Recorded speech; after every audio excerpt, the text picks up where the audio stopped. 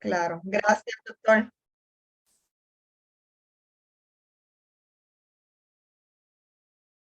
La última pregunta antes de entrar los participantes era si el caso clínico lo podemos dejar para lo último para no cogerle tanto tiempo de su didáctica. Como usted quiera, sí, no hay problema. Ah, pues perfecto. Gracias.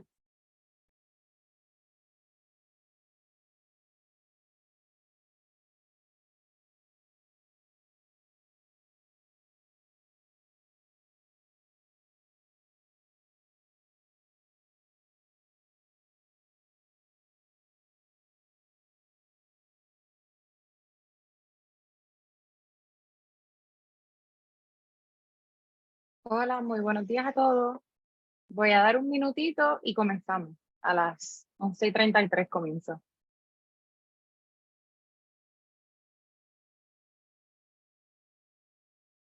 Gracias por conectarse nuevamente.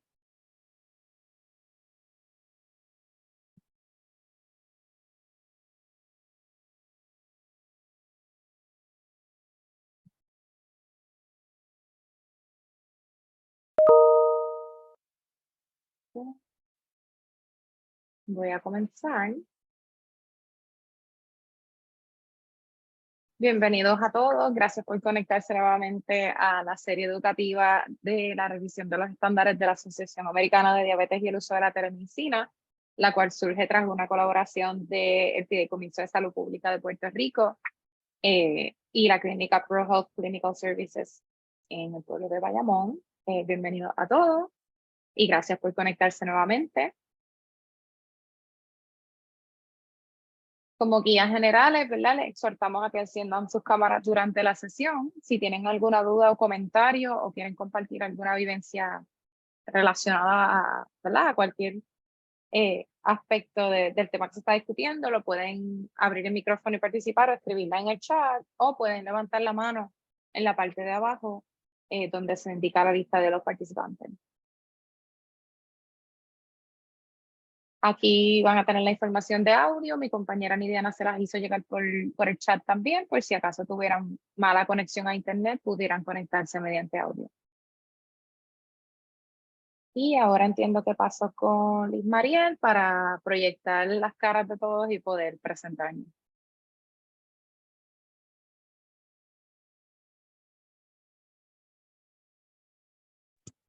Buenos días a todos, ¿me escuchan bien?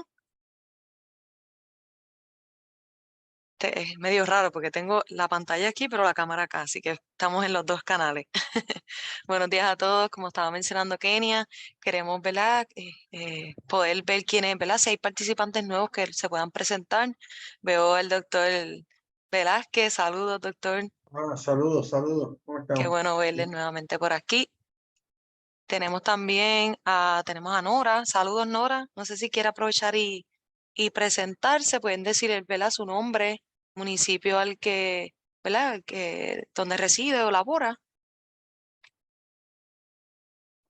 Saludos, sí, por acá está Nora Mejías. Trabajamos en el municipio de Humacao para mi oficina individual, oficina médica, y como director médico para Corporación Médica Oriental AFC, que son las corporaciones también a las que representamos. Estamos acá a la orden para todos ustedes y un gusto poder compartir un día más con ustedes. Excelente, muchísimas gracias. Espero que ya estén con el cafecito para la didáctica del doctor hoy. Tengo por aquí también a Milixa. Recuerdo, ¿verdad? La vez pasada no tenía la conexión del audio. Esperemos que ya para esta sesión pueda conectarse y, ¿verdad? La podamos escuchar, que hizo tremendas preguntas la sesión pasada. Tenemos también por aquí, saludos Vilma. Sí, muy buenos días. Vilma Pérez, nutricionista dietista de ProHealth Clinical Services en Bayamón, y me excuso por no poder tener hoy la cámara prendida. Gracias. No se preocupe. Gracias, Vilma. Tenemos por aquí Marieli. Saludos, Marieli. ¿De qué municipio representa? A ver si lo podemos escuchar. Municipio de Humacao. Saludos, bienvenida, Marieli. Gracias, buenas tardes a todos. Tenemos también a la doctora Lorenzo. Saludos. Qué bueno verle nuevamente por aquí. No sé si nos escuchas también. No sé si Francis Picón ya había participado en las sesiones anteriores. Si no, igual puede presentarse.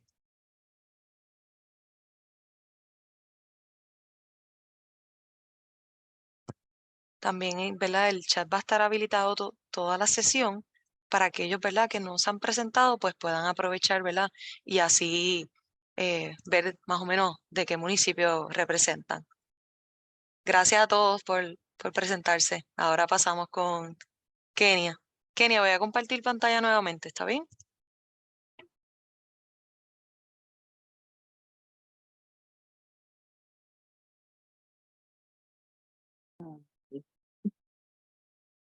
Realmente pasaste conmigo, pero entiendo que Nidiana va a dar esta parte para reenfatizar la importancia de que completen los cuestionarios de PHACU. Muy buenos días a todos. Quería hablarles sobre el cuestionario de Ponce, que este cuestionario, aquellos que están aquí por crédito de educación continua, es requisito llenar estos cuestionarios, es uno por sección. Este cuestionario, además de enviarlo por correo electrónico, yo también lo coloco al final del eco como tal. Dejamos abierto como unos 10 a 20 minutos la sesión, pues para que puedan terminar de completar este cuestionario. En el caso de que no les dé tiempo, pues también se los envío por correo electrónico. La compañera me va a mostrar ahora la pantalla cómo es que le llega el correo electrónico. Es de mi parte. El correo electrónico que estarían recibiendo es básicamente dándole las gracias por participar de la serie educativa. Les envío también el enlace del formulario de caso clínico. Le añado la didáctica que el doctor ha estado impartiendo en esa sesión en específico. El enlace de cuestionarios de nosotros, ahí pueden darle al enlace. En el caso de que no lo hayan hecho en el Zoom, lo pueden hacer por aquí también.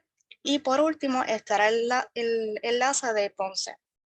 En caso de que no le abra el enlace, pues si lo están haciendo desde una computadora, pueden darle control y clic encima del enlace. Si aún así no les funciona, me escriben inmediatamente, que yo lo que hago es que se los reenvío solamente un correo electrónico con el enlace. Pues para que todos puedan llenarlo y no tengan problemas a la hora de recibir esos créditos de educación continua. Pero recuerden que son dos. El que les va a dar los créditos es el de Ponce, el de la Universidad de Ponce. Eso que es, en el caso de los créditos, el importante es el de Ponce.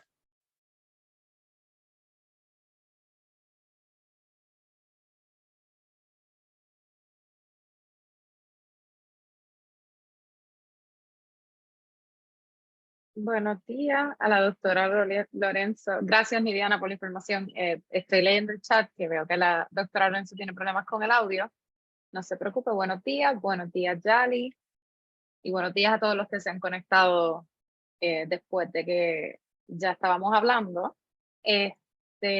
Gracias, Nidiana, nuevamente. Y bien importante que completen esa evaluación, ya que sin ella sencillamente no van a recibir los créditos de educación continua. Pues es uno de los requisitos de la agencia acreditadora. Así que, sin más, paso entonces con el doctor Comulada, quien va a estar impartiendo la didáctica de hoy en el uso de la tecnología en pacientes con diabetes mellitus. Bienvenido, doctor, y gracias. Muchísimas gracias. Buenos días a todos. Un placer estar nuevamente conectado, ¿verdad?, a través de la modalidad de ECO para esta didáctica. Como muy bien expresamos, vamos a estar hablando sobre el uso de la tecnología en pacientes con diabetes según las recomendaciones de los cuidados de los estándares de cuidado de la Asociación Americana de Diabetes para el 2023. Y es bien importante que, aunque hablamos de tecnología, vamos a ver que cuando se refiere al uso de la tecnología, los estándares de cuidado de la Asociación Americana de Diabetes son limitados en cuanto a lo que se refiere en cuanto al uso de la tecnología, pero vamos a tratar de cubrir, específicamente lo que ellos recomiendan, y vamos a tratar hasta cierto punto de hablar y compartir un poquito de ideas de cómo esto se puede integrar, con el uso de la medicina. Antes de continuar, va a ser importante recalcar que el caso clínico lo vamos a dejar para el final para entonces poder pasar directamente a la conferencia. Vamos a pasar al slide de los disclosures, que como mencionamos, esto es una actividad educativa que está, ¿verdad?, calificándose para créditos de educación continua. Por lo tanto, es importante resaltar los posibles conflictos de interés, ¿verdad?, que puedo tener como conferenciante. Y ahí tienen básicamente todos mis compromisos, ¿verdad?, desde el punto de vista relaciones contractuales que he tenido, ya sea con entidades privadas, entidades de gobierno o con asociaciones y organizaciones profesionales que tienen que ver con el cuidado de la medicina. Y aunque voy a estar hablando, ¿verdad?, específicamente de los estándares de cuidado de la Asociación Americana de Diabetes, va a ser bien importante que toda la información que yo voy a estar proveyendo va a ser en base a mi experiencia y mis ideas o interpretación de la experiencia que tengo, ¿verdad?, a través de los años de práctica y de la educación que he recibido. Bajo ningún concepto voy a estar hablando a nombre de ninguna de las compañías privadas, entidades públicas o organizaciones profesionales a las que he representado o con las que tengo alguna relación contractual. De igual forma, cuando esté hablando de medicamentos, de uso ya sea medicamentos, dispositivos o tratamientos, voy a estar manifestándolo de acuerdo a las aprobaciones por la Administración de Drogas y Alimentos, y cuando sea un uso que no sea aprobado, lo voy a estar notificando de esa forma, y va a ser porque está descrito o está, ¿verdad?, siendo parte de las recomendaciones de lo que son los cuidadores, los estándares de cuidado de la Asociación Americana de Diabetes para el 2023. Así que dicho eso, pues vamos a pasar entonces con la próxima slide. Durante la mañana de hoy vamos a estar hasta cierto punto definiendo y resumiendo, ¿verdad?, el uso de la tecnología de acuerdo a los estándares de cuidado de la Asociación Americana 2023. Vamos a estar nombrando y revisando los diferentes dispositivos y las recomendaciones de uso en aquellas personas con diabetes de acuerdo a estos estándares de cuidado de la Asociación Americana de Diabetes. De igual manera, vamos a hablar sobre las limitaciones próximas, las limitaciones y precauciones que hay que tener con el uso de esta tecnología, principalmente por posibles interacciones que no sea de confianza, ¿verdad?, confianza. Los resultados no vayan a ser confiables. Y por último, vamos a tratar de resumir, ¿verdad?, los pros y los contras de la combinación de la tecnología que utilizamos en diabetes con los procesos educativos de seguimiento y o apoyo a través de la telemedicina en aquellos pacientes, ¿verdad?, o individuos que tengan diabetes. Próxima. Va a ser importante que cuando hablamos del uso de la tecnología en pacientes con diabetes, esto se refiere específicamente a la utilización tanto de aparatos físicos, dispositivos y programas, ¿verdad?, que utilicemos para asistir a nuestros pacientes con diabetes en el automanejo de su condición, y va desde dispositivos o programas que nos ayudan con la modificación de estilos de vida, que nos ayudan con el monitoreo de los niveles de glucosa, ¿verdad?, y que nos ayudan o asisten para que ese paciente pueda hacer ajustes en su tratamiento. Próxima.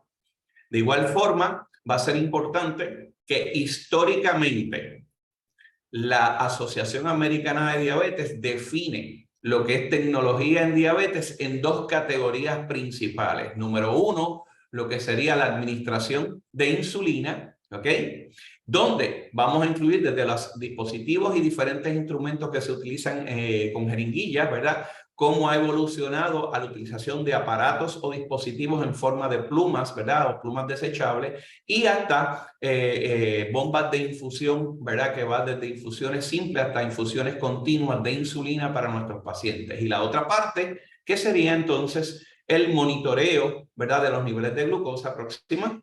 Que incluye los monitoreos de los glucómetros, ¿verdad?, para monitorear los niveles de glucosa capilar, y lo que sería entonces el concepto de monitoreo continuo de niveles de azúcar. Así que básicamente en la charla de hoy vamos a estar hablando principalmente de esas dos áreas relacionadas en cuanto a la tecnología, ¿verdad?, en el tratamiento con diabetes. Próxima. Desde el punto de vista de instrucciones o recomendaciones generales en cuanto a estos aparatos, ¿verdad?, o dispositivos, es importante que la selección de cada uno de los dispositivos que utilicemos o que decidamos recomendarle a nuestros pacientes va a ser o debería ser de una manera individualizada, basada en las necesidades, deseos, destreza o capacidad, ¿verdad?, de utilizarlo y la disponibilidad de esos dispositivos para nuestro paciente. Próxima. Va a ser importante que siempre debemos estar conscientes que la capacidad de utilizar estos dispositivos no necesariamente va a ser del mismo paciente. Va a haber ocasión en que vamos a tener cuidadores del paciente, ya sea en personas o en adultos jóvenes, adolescentes o niños, o en personas adultos mayores que requieran del cuidado, ¿verdad?, de una tercera persona. Pues nosotros tenemos la responsabilidad de asegurarnos de que ese cuidador tiene la capacidad de utilizar estos dispositivos de una manera adecuada. Tanto es así para los dispositivos de inyección de insulina como para los dispositivos de monitoreo que vamos a utilizar. Próxima. Va a ser importante que cuando se prescriban, ¿verdad?, estos dispositivos, esos pacientes y o los cuidadores deben recibir un entrenamiento formal inicial, ¿ok?, con un proceso de educación, el cual debería, ya sea presencial o remotamente, y debería tener episodios recurrentes para la evaluación de si se están utilizando adecuadamente y capacidad de reentrenar a esa persona, tanto para hacer los ajustes, ya sea en su terapia, como para garantizar que lo estén utilizando de una manera adecuada y de esa forma garantizar que los ajustes de terapia sean consonos, ¿verdad?, con lo que esperamos de esos dispositivos. Próxima.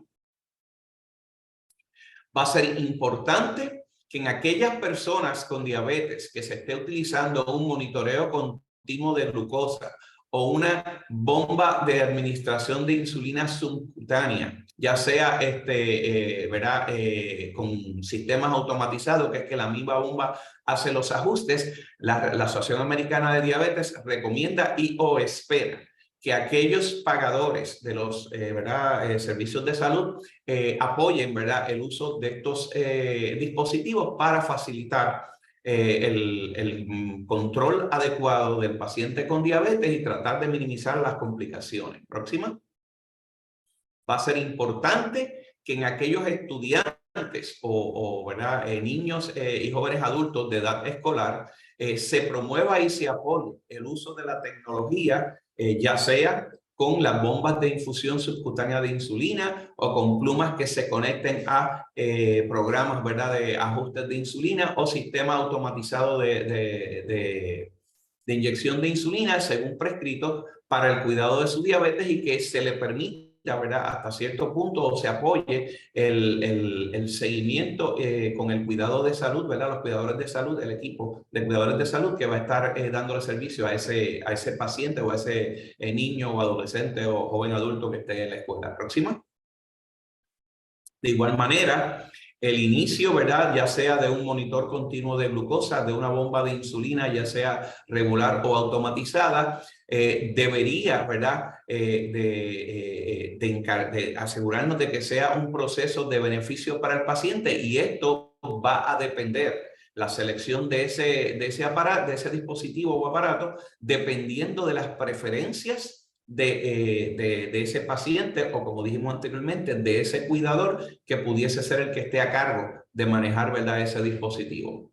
Próxima. Vamos a entrar entonces directamente en lo que serían los aparatos. Hablamos primero, como dije, de la administración de insulina, y va a ser importante que en aquellas personas, ¿verdad?, y esto es un cambio de lo que teníamos anteriormente, en aquellas personas que estén requiriendo tratamiento con inyecciones de insulina, preferencialmente múltiples inyecciones de insulina diario, se recomienda o se prefiere que utilicen aparatos de inyección de insulina en forma de plumas, ¿verdad? Desde el punto de vista de conveniencia para los pacientes y de disminuir el riesgo de errores en la dosificación de esa insulina que se administra. Próxima. Vamos a ver que el uso de jeringuillas en inyección, como tradicionalmente se usaron, puede ser, ¿verdad?, de uso y consideración individual, dependiendo de las preferencias, ya sea del paciente o del cuidador, dependiendo del tipo de insulina que se utilice, dependiendo de las dosis que requieran, así como del costo y las capacidades de automanejo, ¿verdad?, de esa persona o de ese cuidador. Y esto es bien importante que hay que considerarlo porque en muchas ocasiones podemos dar una tecnología que es un poquito más avanzada, pero por exceso de costo o por problemas, ¿verdad?, desde el punto de vista de dosificación, pues no es real el utilizarlo y tenemos que entonces utilizar vías alternas y en este caso la jeringuilla tradicional siempre va a ser una opción. Va a ser importante que todas aquellas asistencias o ayudas, ¿verdad?, para las inyecciones de insulina, ya sean en inyecciones o en plumas, deben ser consideradas las capacidades de destreza que tenga ese paciente para el uso, ¿verdad?, ya sea manual y o visual, para garantizar que se administre, ¿verdad?, la insulina de una forma certera y evitar que estemos dosificando por debajo de lo requerido o en exceso de lo requerido. Una de las ventajas que vamos a ver con algunas, ¿verdad?, con las plumas es que facilita el que la dosificación, porque la mayoría de ellas pues tienen un sistema, ¿verdad?, de rotación donde uno va escuchando, si no puedes ver bien la dosis, vas escuchando la dosis que estás marcando en términos de ruidos que alertan al paciente que no tiene buena visión. Próxima. De igual manera, tenemos en ocasiones dispositivos de plumas que se pueden conectar a diferentes programas para ayudar en el manejo, ¿verdad?, del paciente con diabetes y de esta forma el paciente tener certeza de cuánta insulina se ha administrado diariamente e inclusive hay algunas plumas que cuando se hace, ¿verdad?, el download a los programas de conexión el paciente es instruido de ingresar cuántos carbohidratos también está comiendo y nos ayuda a establecer un pareamiento adecuado entre las comidas y las dosis de insulina. Próxima. Va a ser importante que si se utilizan este tipo de plumas, ¿verdad?, que se conectan a programas y que se utilizan lo que se llaman programas de apoyo para calcular dosis de insulina, deben asegurarse de que sean, ¿verdad?, dispositivos que estén aprobados por la Administración de Drogas y Alimentos para poder ayudar a ese paciente en la toma de decisiones de cómo ajustar los niveles de insulina y siempre bajo la supervisión de su proveedor, ¿verdad?, de cuidado de la diabetes. Próxima. Aquí vemos diferentes de las maneras que tenemos de administrar insulina, ¿verdad? Y tenemos a nuestra extrema izquierda los tradicionales potes, ¿verdad?, o envases de insulina con la jeringuilla, ¿verdad?, que básicamente dependiendo de la dosis vamos a seleccionar la jeringa, ¿verdad?, que es utilizada. Hay jeringas que vienen hasta 10 unidades cuando estamos utilizando pocas dosis de insulina, jeringas que vienen hasta 30 unidades, hasta 50 unidades o hasta 100 unidades. Así que dependiendo de la dosis del paciente, pues va a ser, ¿verdad?, la jeringa que debemos seleccionar. Va a ser importante recalcar que en aquellos pacientes que su visión es limitada, el uso de las jeringuillas nos puede impedir o no va a garantizar que la administración sea adecuada. En el medio vemos ahí lo que son los diferentes aparatos, ¿verdad?, en forma de plumas o inyectores. Como pueden observar, en el extremo derecho de cada una de esas plumas tiene lo que es el círculo giratorio y la ventana que nos da las dosis unitarias, ¿verdad?, que utiliza cada uno de esos aparatos. Y es importante que algunos de ellos tienen unos instrumentos que se le pueden poner para magnificar la dosis de insulina que se está usando en caso de que tengamos personas que no tienen una visión adecuada y aún con este aparato eso no pueda maximizar. Tenemos el beneficio de que cada ¿verdad? Sistema de rotación para calcular la dosis va haciendo un clic con cada unidad. Así que si usted no ve adecuadamente, pero puede entonces hacer el clic y sentirlo, ya sea manual o escucharlo auditivamente, cada clic corresponde a una unidad de insulina. Por lo tanto, podemos garantizar que el paciente o el cuidador administre adecuadamente la insulina. Aparte de estas formas, ¿verdad? Que son las que usamos más comúnmente, estoy poniendo ahí unos slides de la insulina inhalada, que aunque realmente no tiene mucha acogida en el mercado, sigue siendo una opción de tratamiento para nuestros pacientes con diabetes. Básicamente va a sustituir lo que sería la insulina que se administra en bolo o prandial con las comidas en nuestros pacientes con diabetes, ya sea tipo 1 o tipo 2, de forma tal que si estamos utilizándola en pacientes con diabetes tipo 2, se puede continuar con los agentes orales o agentes inyectables, ya sea para el control del azúcar o insulina basal. Sin embargo, en aquellos pacientes con diabetes tipo 1, es importante recalcar que no puede ser utilizada únicamente como fuente de insulina, porque el paciente se va a quedar sin la insulina basal que requiere y podría esto precipitar que se vaya en una acidosis diabética. Va a ser importante que, como ven ahí, se utilizan unos sistemas de cartridge, que es el aparato en el recuadro superior a extrema derecha, que vemos que lo que tenemos ahí como verde son unos cartridge que vienen de 4 y de 8 unidades y básicamente se colocan en el aparato o en el dispositivo y sirve como si fuera una bombita de las que utilizamos para el asma o para las enfermedades pulmonares, donde el paciente básicamente hace una inhalación a la misma vez que aprieta el dispositivo y airea, por decirlo así, la dosis de insulina y el paciente entonces la inhala. Va a ser importante que esa insulina inhalada, antes de iniciar el paciente, debe realizarse unas pruebas de función pulmonar. Y segundo, está contraindicado en pacientes con COPD, asma o en pacientes que fuman. Así que es una estrategia de utilización de insulina que no es tan simple como a veces muchos pacientes piensan. Y claro está, por el costo y la inconveniencia de que muchas veces se tiene que dar diferentes pompacitos antes de cada comida, pues es un factor limitante. Próxima.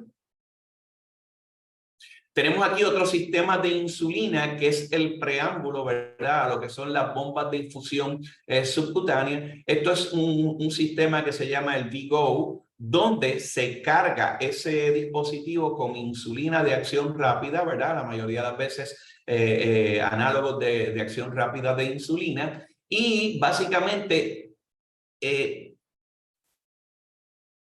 Dios mío, voy a decir delivery, inyecta una dosis fija de insulina por hora de forma tal que ese paciente va a recibir en un periodo de 24 horas el equivalente de la insulina basal.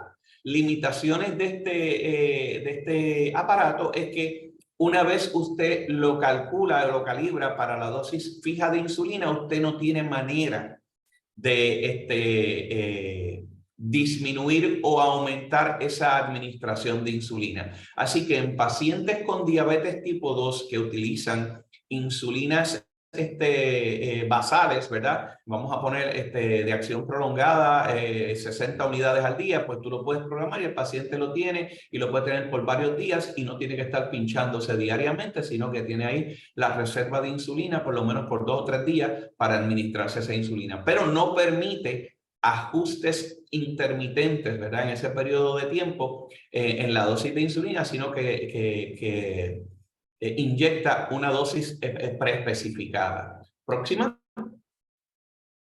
Vamos entonces a hablar un poquito del uso automatizado, ya sea de bombas de insulina con sistemas de inyección automatizada. Va a ser importante que en todo paciente con diabetes tipo 1, ¿ok? Ya sea joven o adulto, se debería considerar el uso de una bomba de insulina y si es posible que sea con sistema automatizado, que es que la misma bomba hace ajustes en lo que es la insulina basal para el cuidado de estos pacientes con diabetes, obviamente siempre y cuando tengamos que ese paciente o su cuidador tiene la capacidad de usar, ¿verdad?, ese tipo de dispositivo. Va a ser bien importante que la selección del equipo va a depender de las preferencias circunstanciales individuales, ¿verdad?, o necesidades y la capacidad, ¿verdad?, de acceso de ese paciente individual. Próxima.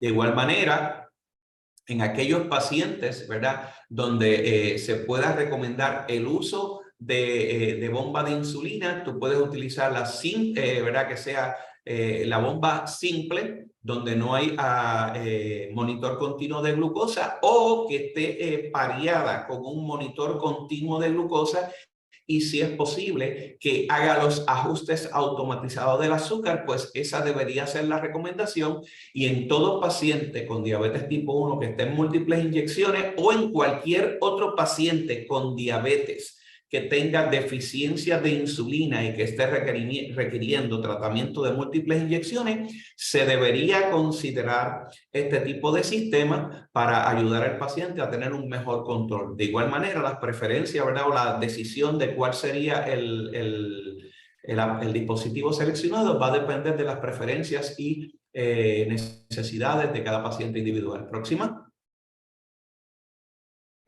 De igual forma, si tenemos un paciente que está con diabetes tipo 2 y que está utilizando múltiples dosis de insulina, ya sea un paciente adulto o un paciente joven adulto, se recomienda que si el paciente tiene acceso a ¿verdad?, la utilización de bombas de insulina, se considere la utilización de una bomba de insulina para manejar y lograr, ¿verdad?, un control adecuado de su glicemia.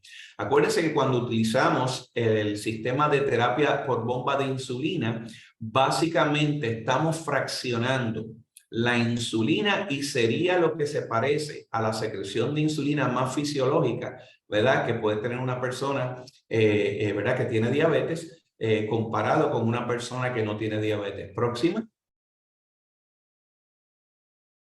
De igual forma, las necesidades, ¿verdad?, o recomendaciones del dispositivo va a depender de las preferencias y necesidades de esta persona. Próxima. Va a ser importante que el acceso a estos dispositivos, ¿verdad?, de tecnología para la administración de insulina, la Asociación Americana de Diabetes recomienda, ¿verdad?, que los pagadores privados, ¿verdad?, de estos para los cuidados de salud deben apoyar el uso y promover ¿verdad?, el cubrir esta tecnología para nuestros pacientes con diabetes en orden de garantizar un acceso, ¿verdad?, a una mejoría en su control glucémico y de esta manera disminuir el riesgo de las complicaciones asociadas a la diabetes. Próxima. Desde el punto de vista de un paciente que esté utilizando la tecnología, ya sea la de la administración de bombas de insulina y o la del monitor continuo de glucosa, si el paciente está hospitalizado o está bajo un procedimiento ¿verdad?, ambulatorio, siempre y cuando sea factible, siempre y cuando el paciente tenga la capacidad o el cuidador tenga el entrenamiento para utilizarlo, debería ser recomendado que continúe el uso durante la hospitalización o procedimiento, obviamente de acuerdo a los procedimientos estandarizados de cada institución y garantizando que haya una supervisión disponible para poder hacer los ajustes pertinentes en el caso, por ejemplo, de una cirugía donde el paciente, por si va a estar anestesiado, probablemente él no va a poder hacer los ajustes. Ahora bien, esto es bien importante que esto se limita de acuerdo a los procedimientos estandarizados de cada institución, porque, por ejemplo, si usted va a un hospital y en el hospital no hay personal que tenga la capacidad de supervisar el uso de una bomba de insulina, pues la recomendación va a ser que se descontinúe la bomba de insulina y se utilice métodos de inyección tradicional para el manejo de ese paciente. Ahora, siempre y cuando tengamos ese apoyo, ¿verdad?, y esos procedimientos estandarizados, pues se recomienda el que se continúe el uso de estos servicios. Próximo.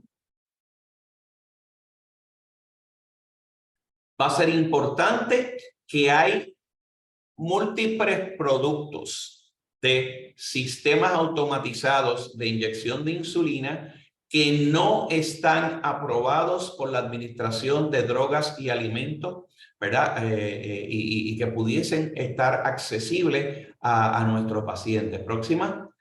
Definitivamente ningún médico en la nación, ¿verdad?, o en territorio americano puede prescribir estos productos para su utilización o aprobará aquí en territorio americano. Sin embargo, debería tener la capacidad de asistir al paciente que traiga esos aparatos en uso, ¿verdad? Para poder ayudarlo y asegurarse de que tenga un control adecuado. Así que es responsabilidad del cuidador de salud, y si obviamente ese cuidador de salud no se siente o no tiene las destrezas para asistir a este paciente, debería ser referido a un centro donde tengan la capacidad de ¿verdad?, reeducar y o darle seguimiento a estas tecnologías que no están aprobadas en nuestro territorio americano. Próxima. Aquí vemos algunas de las bombas de insulina que tenemos más frecuentemente utilizadas en Puerto Rico. Si mal no recuerdo, aquí en Puerto Rico estas son las 3 tecnologías que tenemos disponibles. En extrema izquierda tenemos lo que es la Tizlin X2 de la compañía Tandem, donde utiliza un sistema de bomba de infusión subcutánea de insulina con un algoritmo que titula sube o baja el rate de insulina basal dependiendo de cómo se esté monitoreando el nivel de glucosa, pareado por el DESCON 6, ¿verdad?, que es uno de los monitores continuos de glucosa que se utilizan en tiempo real.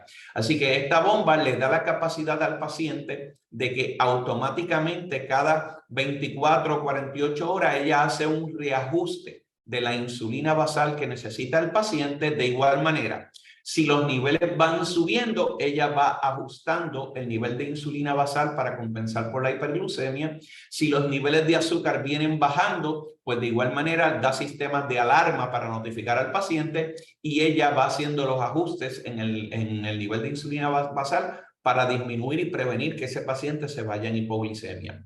En el caso del medio, tienen la Omnipod 5, que es la más recientemente aprobada.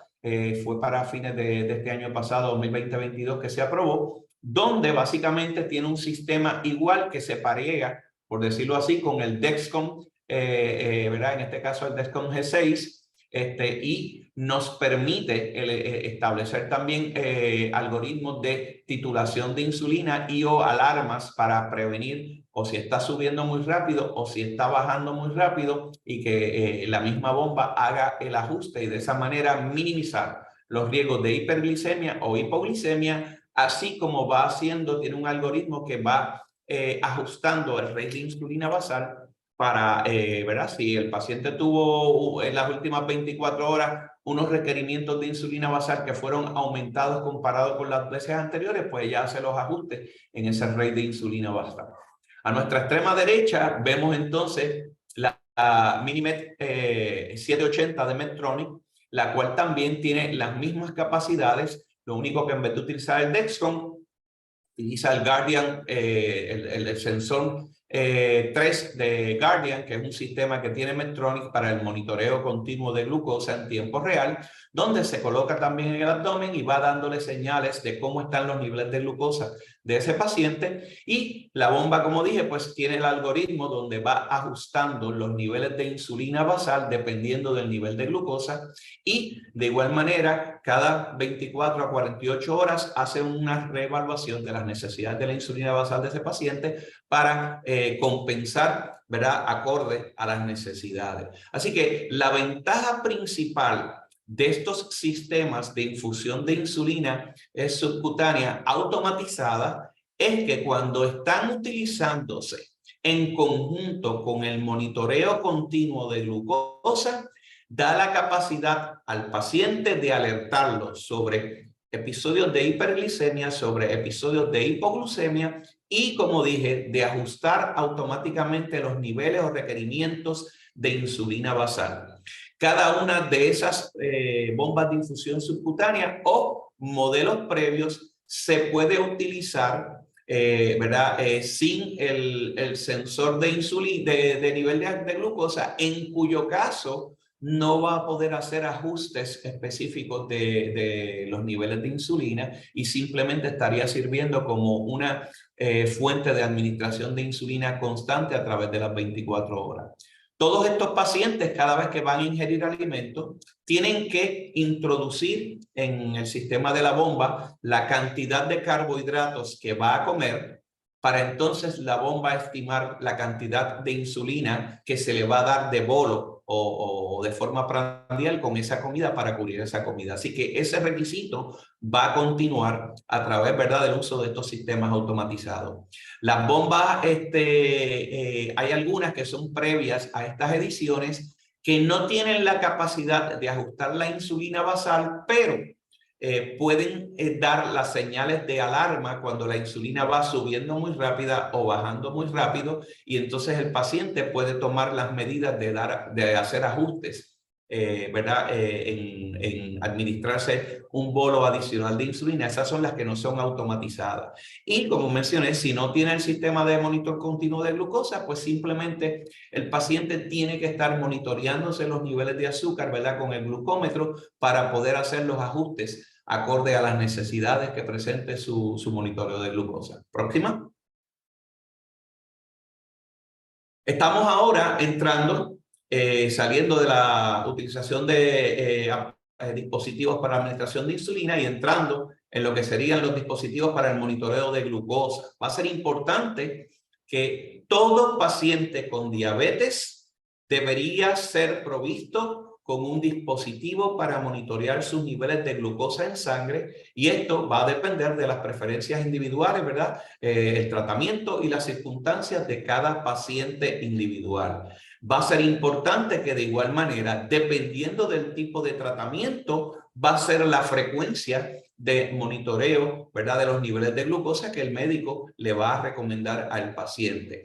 Aquellos pacientes que estén utilizando un monitoreo continuo de glucosa deben a su vez tener acceso a un monitoreo, a un monitor de niveles de capilar de glucosa. O sea que aquellos que estén utilizando lo que vamos a hablar más adelante, que es el monitor continuo de glucosa, deberían tener accesibilidad también a que si falla el monitor continuo de glucosa, tengan acceso a un glucómetro para poder monitorear sus niveles de glucosa capilar. Próxima.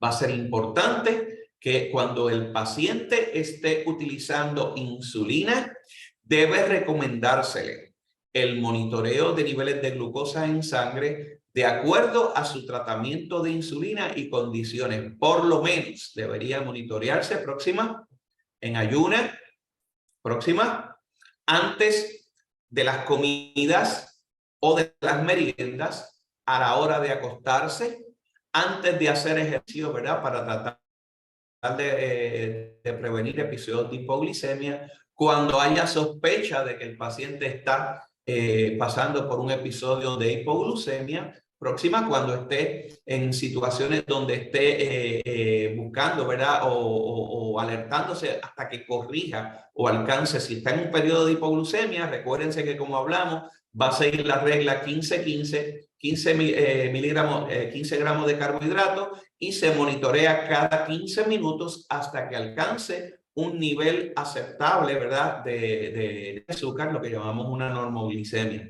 Próxima, bien importante también, en aquellas personas que tengan diabetes, que se estén utilizando insulina y realicen tareas críticas como son conducir vehículos de motor, como son pilotos o situaciones, ¿verdad?, que requieran de destreza cognitiva adecuada. Antes de iniciar esos procesos, ese paciente debe monitorear sus niveles de azúcar, y esto debe ser instruido al paciente para garantizar que pueda hacer la ejecución de esa tarea de una forma adecuada. Próxima. Vamos a ver que siempre que se prescriba, ¿verdad? Este tipo de metros, ¿verdad? O glucómetros, debemos asegurarnos, número uno, que sea aprobado por la Administración de Drogas y Alimentos, y se recomienda que se utilicen tirillas compradas en farmacias o distribuidores licenciados que no estén expirados y que siempre estén sellados o cerrados. Siempre se debe instruir al paciente de que no acepte la utilización de tirillas expiradas o de tirillas que estén previamente abiertas para entonces ellos utilizarse. De igual manera deben mantenerlas, ¿verdad?, en un almacenamiento según las recomendaciones del fabricante del dispositivo. Próxima. Va a ser bien importante que aunque en pacientes que no estén utilizando insulina, ¿ok?, en la utilización de monitoreo monitoreando los niveles de glucosa no ha demostrado beneficios recurrentes en cuanto a control de hemoglobina glicosilada, siempre se puede recomendar el uso del monitoreo de los niveles de glucosa capilar en pacientes con diabetes que estén en agentes orales y ejercicio para revisar o evaluar cambios en los patrones de alimentación, cambio en los patrones o nivel de actividad física, como de igual manera cuando utilizamos ciertos medicamentos, particularmente aquellos que pueden aumentar el riesgo de hipoglucemia. Así que en aquellos pacientes que no están usando insulina, la frecuencia del monitoreo puede ser menor, pero siempre va a ser de utilidad principalmente para alertar a ese paciente cuando hay cambio en estos patrones que mencioné anteriormente. Próxima.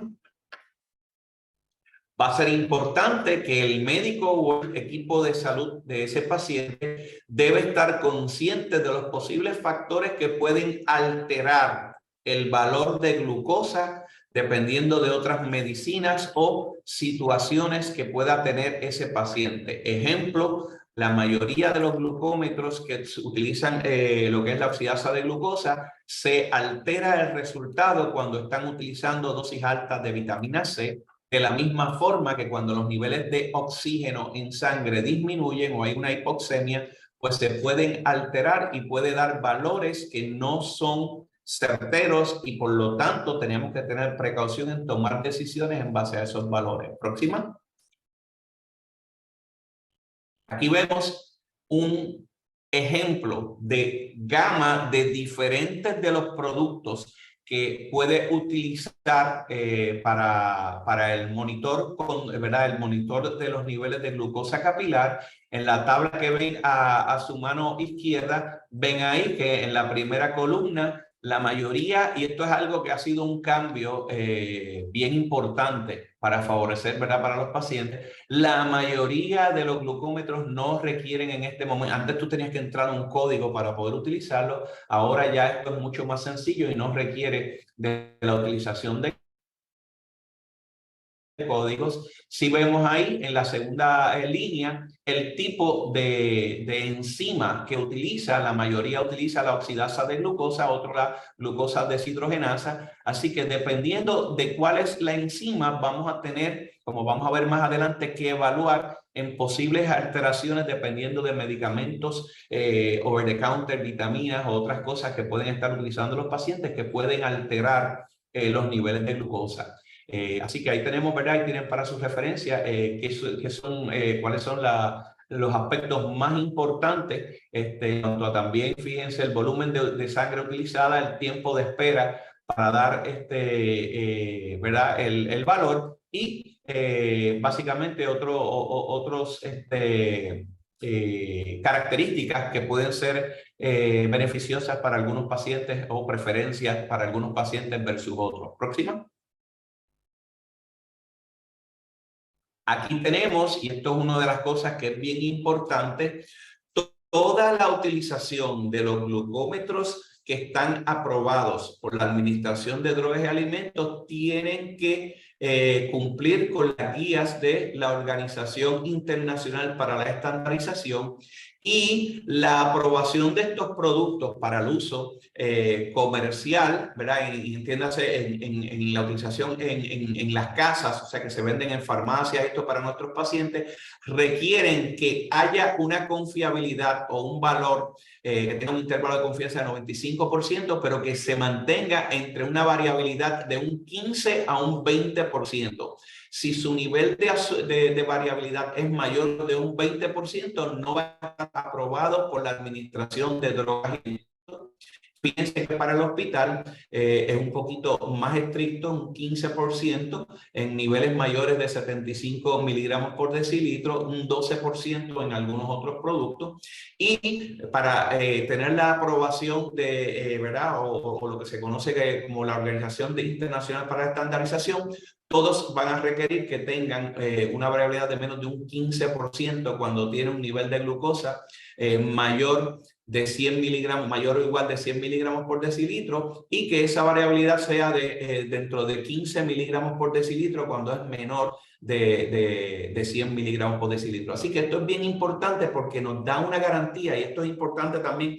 Muchos pacientes a veces me preguntan: doctor, yo me chequeé con la maquinita y cuando me sacaron los niveles de azúcar salió una diferencia significativa. Es bien importante que ¿qué es significativa para ellos? Pues si cae dentro de ese rango de un 15 a 20%, realmente no es una diferencia significativa. Ahora bien, otro aspecto importante es que no es lo mismo. Yo me monitoreé los niveles con mi glucómetro en mi casa, fui al laboratorio para sacar la muestra de azúcar. Si usted quiere hacer una corroboración de la variabilidad de su monitor de glucosa con los niveles de glucosa en sangre, en plasma, cuando se lo sacan en el laboratorio, lo correcto es que usted se lleve el glucómetro y en el momento que le sacan la muestra, usted se tome en ese mismo momento la glucosa capilar. Y esa es la manera mejor para poder establecer esa correlación. Próximo. Aquí vemos los diferentes agentes que pueden interferir con el medidor de los niveles de glucosa capilar cuando estamos utilizando los monitores que utilizan el sistema de enzima de oxidasa de glucosa. Pues podemos ser alterados por niveles de ácido úrico, ¿verdad? Suplementos que tengan ácido úrico, galactosa, silosa, dosis altas de acetaminofén, medicamentos que incluyan levodopa y dosis altas de vitamina C. En aquellos monitores que utilicen método de enzima de deshidrogenasa de glucosa, tenemos que tener precaución en aquellas personas que utilizan, ¿verdad? O que tienen diálisis peritoneal y que utilizan el Icodextrin, ¿verdad? Su rutina, porque eso nos va a alterar los niveles del monitor de glucosa, donde no van a ser confiables. Próxima. Vamos a pasar entonces ahora a hablar de lo que es los monitores continuos de glucosa. Y aquí vemos diferentes dispositivos. Entre ellos tenemos lo que se conocen como RT-CGM, que no es otra cosa que el Real Time o monitor continuo de glucosa en tiempo real. Estos son dispositivos que el paciente se le coloca, se los lleva para su casa o el paciente se los pone en su casa y tiene la manera de mantener un monitoreo donde en tiempo real ellos pueden visualizar cómo están sus niveles de azúcar. ¿Ok? Tenemos entonces que estos monitoreos, algunos de ellos contienen sistemas de alarmas, ¿verdad? Que ayudan a identificar cuando el nivel de glucosa está o siendo elevándose de una manera rápida o van progresivamente disminuyendo de una manera rápida y esos sistemas de alarma el paciente los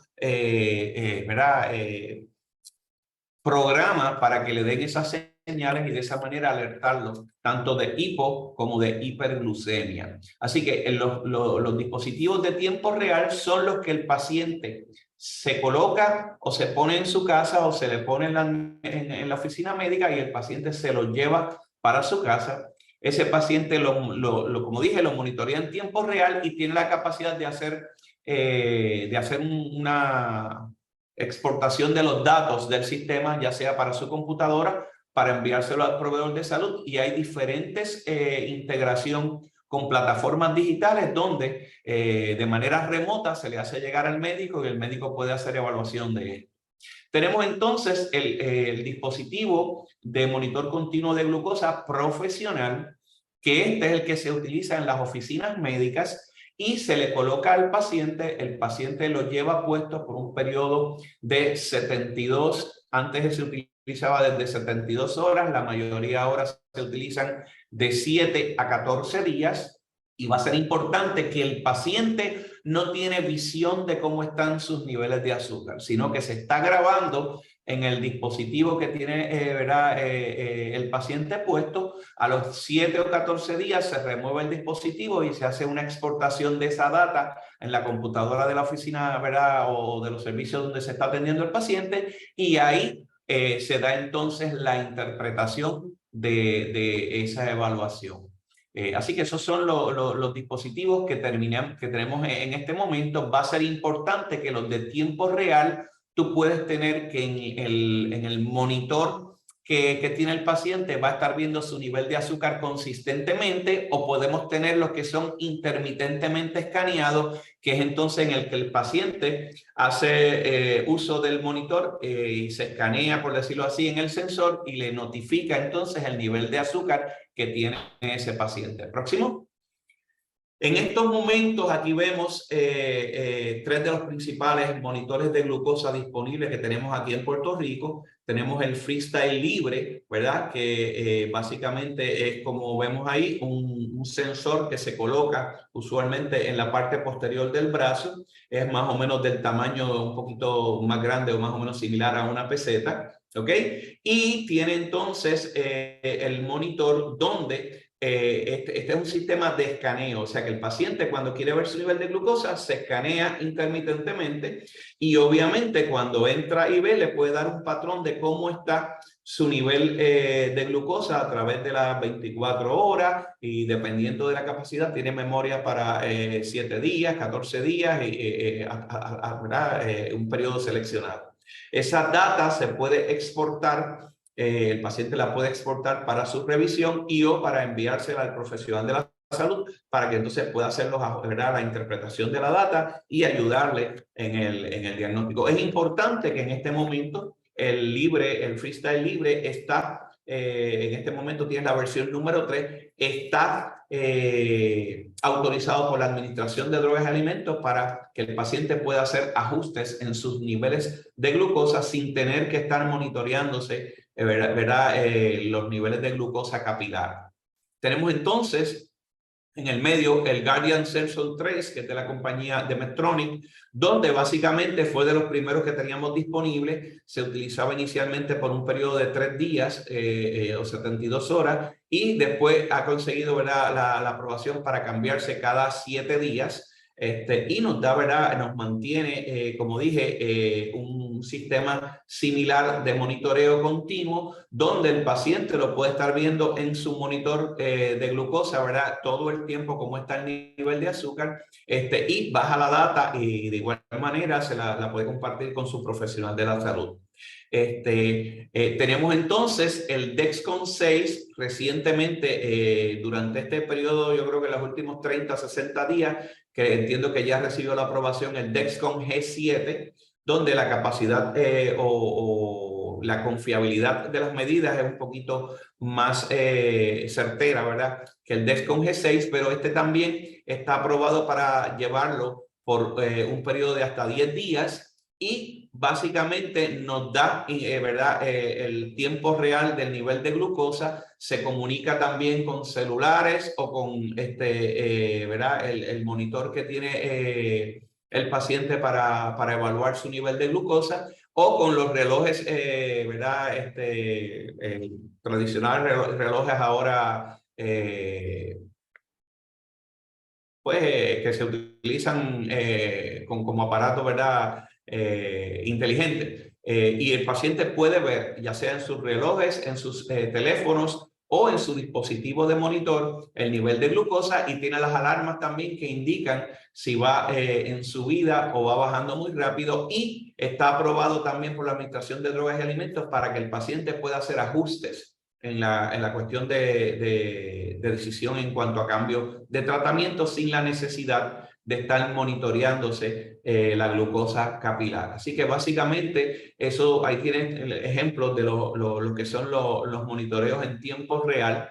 Como dije, desde el punto de vista de monitor profesional, cada una de esas variables, el freestyle, el libre tiene la versión profesional, el Guardian Sensor 3 tiene la versión profesional y el Dexcom tiene la versión profesional, y en esos casos el paciente no tiene visión de cómo está su nivel de glucosa, sino que una vez se remueve, se da ¿verdad? La exportación de datos y entonces el médico hace la interpretación. Próxima. Aquí vemos las recomendaciones, y aunque esto lo vamos a cubrir en la sesión del próximo jueves, aquí vemos un reporte, ¿verdad? De lo que refleja el monitor continuo de glucosa cuando se baja la data y se exporta. En la gráfica del medio ven el promedio de azúcar, en este caso, si tuvo por 14 días, pues el promedio de azúcar que tuvo el paciente por los 14 días. En rojo vemos los episodios de hipoglucemia que tuvo. En verde, los episodios que se mantuvo el paciente en el tiempo en rango esperado. Y en amarillo, ¿verdad? Hacia arriba, los episodios que tuvo por encima del valor normal. Vemos que las líneas sólidas verdes y que cambia a un poco amarillo cuando se va por encima, sería básicamente el promedio, y las sombras que vemos es la variabilidad que tiene de un 25, 50, 75% y hasta 90%, donde nos da una idea de la variabilidad. En la tabla de abajo vemos la distribución del nivel de azúcar cada 12 horas cada 24 horas por día, desde medianoche a mediodía, mediodía a medianoche. ¿Ok? La vemos ahí por día. Y en la parte de arriba, lo que está estandarizado, en su extrema izquierda vemos lo que ¿verdad? La gráfica esa, donde se refleja ahí lo que serían los niveles bajos de glucosa, rojo, y un rojo más intenso, más profundo, cuando están muy bajos los niveles. Tenemos el tiempo en rango, que sería el que está en verde, el tiempo en que está alto, que lo vemos ahí en amarillo, y un poquito tal vez como anaranjado cuando está en un nivel muy alto. Si se fijan, la recomendación es que se mantengan unos niveles de tiempo en rango de más de un 70%, unos niveles de hipoglucemia de menos de un 4%, y unos niveles altos de azúcar que sean menos de un 25%. ¿Ok? En nuestra tabla superior de la derecha vemos entonces lo que son las métricas de glucosa, donde nos da el promedio que tuvo ese paciente, ¿verdad? En los últimos 14 días, ¿verdad? Si el paciente, fíjense que arriba nos dice cuánto del tiempo que en estos 14 días el monitor estuvo funcionando el 100% de los 14 días, así que nos está dando un promedio que en este caso es de 175 miligramos por decilitro a través de esos 14 días. La meta debería ser un promedio de menos de 154, que esto correlacionaría con una hemoglobina glicosilada de menos de por lo menos 7%. Vemos lo que se llama el indicador de manejo de glucosa, donde está un 7.5%. Esto equivale a lo que sería la hemoglobina glicosilada. ¿Ok? ¿Verdad? Es una medida comparable. Lo que pasa es que aquí estamos teniéndolo por un periodo de 2 semanas. Y vemos abajo lo que sería la variabilidad de glucosa, que en este caso vemos ahí que fue de un 45.5%, y lo ideal es que sea menos de un 36%. Próxima. Va a ser importante que el uso de tiempo real de monitor de glucosa, ya sea continuo o de manera intermitente, debe ser ofrecido para todos los pacientes con diabetes que tengan la capacidad de utilizar el dispositivo. Próxima. siempre que el paciente esté en múltiples inyecciones de insulina o esté en una bomba continua de infusión subcutánea próxima, siempre que sea un paciente adulto que esté utilizando insulina basal próxima, en todo paciente joven con diabetes tipo 1 que esté en múltiples inyecciones de insulina o bomba de infusión subcutánea, o en pacientes jóvenes o adultos con diabetes tipo 2 que estén en múltiples inyecciones de insulina o en bomba continua de infusión subcutánea próxima. De igual manera, como dijimos anteriormente, la selección de estos dispositivos va a depender de la preferencia, circunstancias, ¿verdad? Y accesibilidad de cada uno de nuestros pacientes. Próxima. Va a ser importante que en aquellos pacientes que estén utilizando, ¿verdad?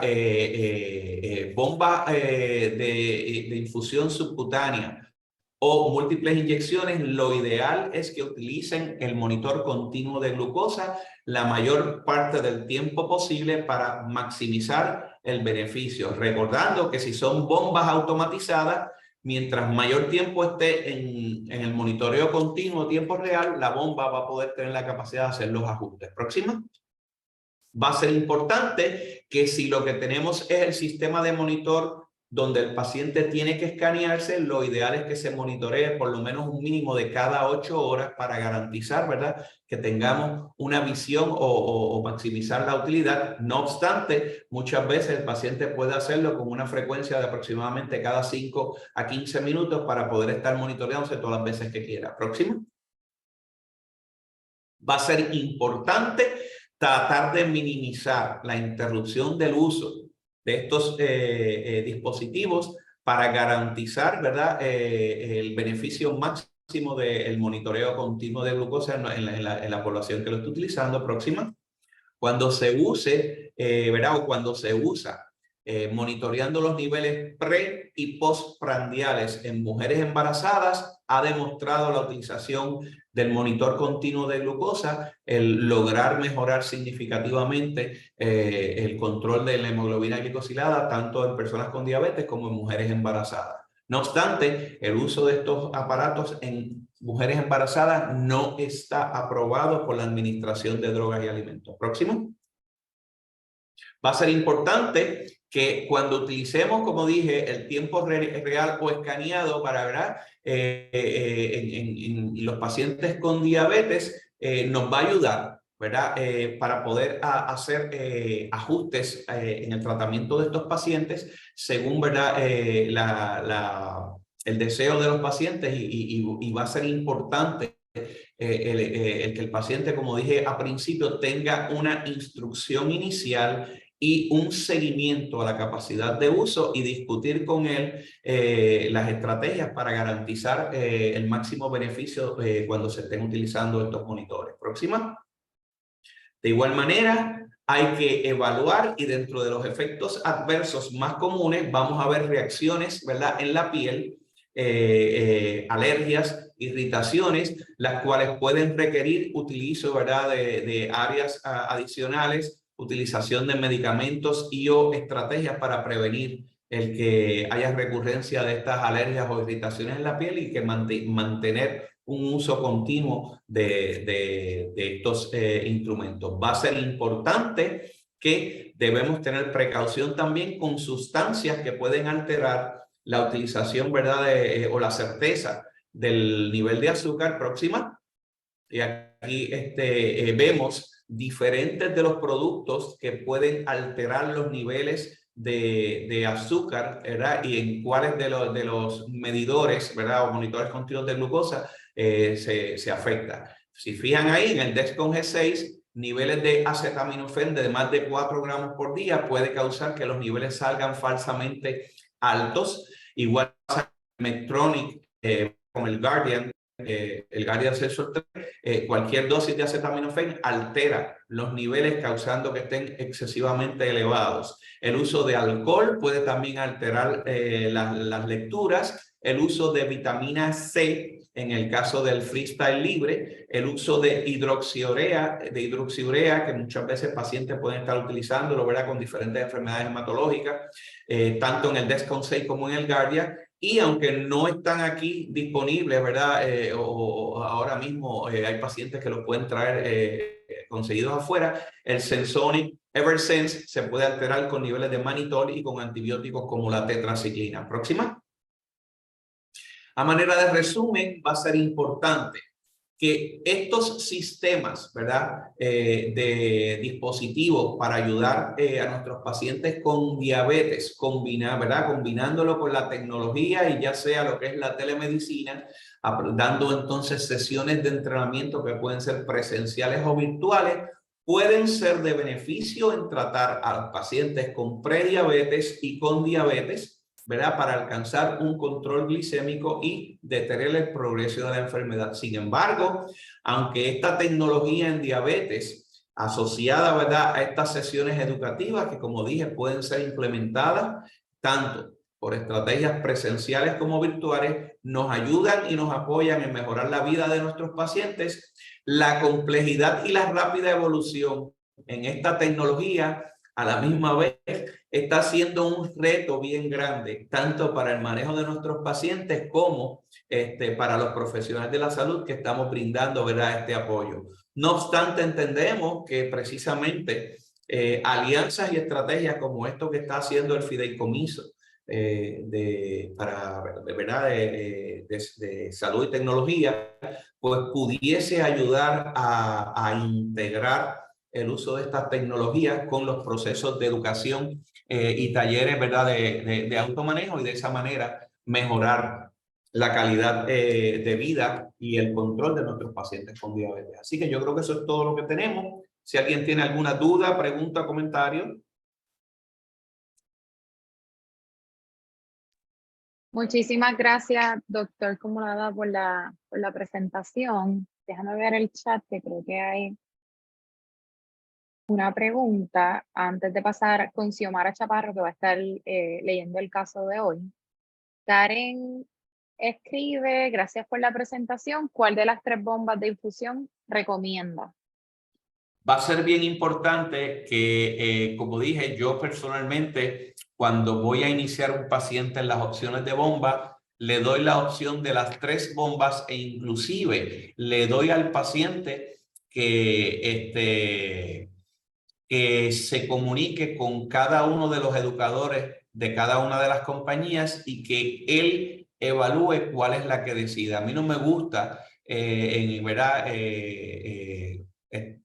recomendar una sobre la otra, porque eso va a depender mucho, número uno, de la capacidad de pago del paciente, de si la aseguradora cubre una versus la otra y de las características individuales que tenga cada una de esas bombas. Dicho eso, en este momento, ¿cuáles serían, si yo voy a escoger una bomba, cuál sería o qué beneficios yo busco? Número uno, que esté combinada con un sistema de monitor continuo de glucosa y preferiblemente que tenga el método de automatizada, o sea, que ella misma haga los ajustes.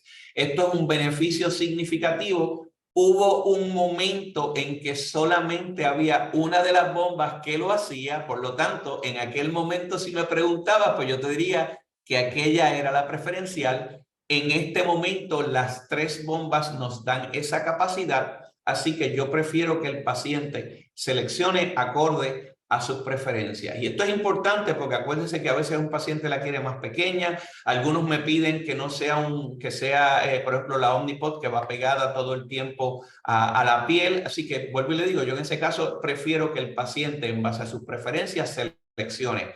En el caso de nosotros, en nuestras facilidades, el paciente selecciona, nosotros se coordina la educación y nosotros le damos servicio a cualquiera de las 3 bombas de insulina.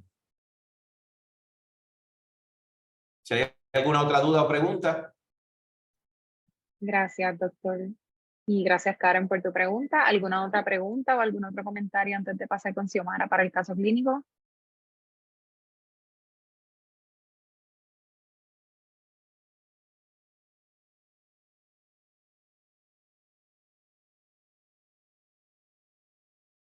algún relato, si alguno de ustedes tienen algún paciente con bomba o con monitoreo continuo de glucosa también, ¿cómo ha sido su experiencia?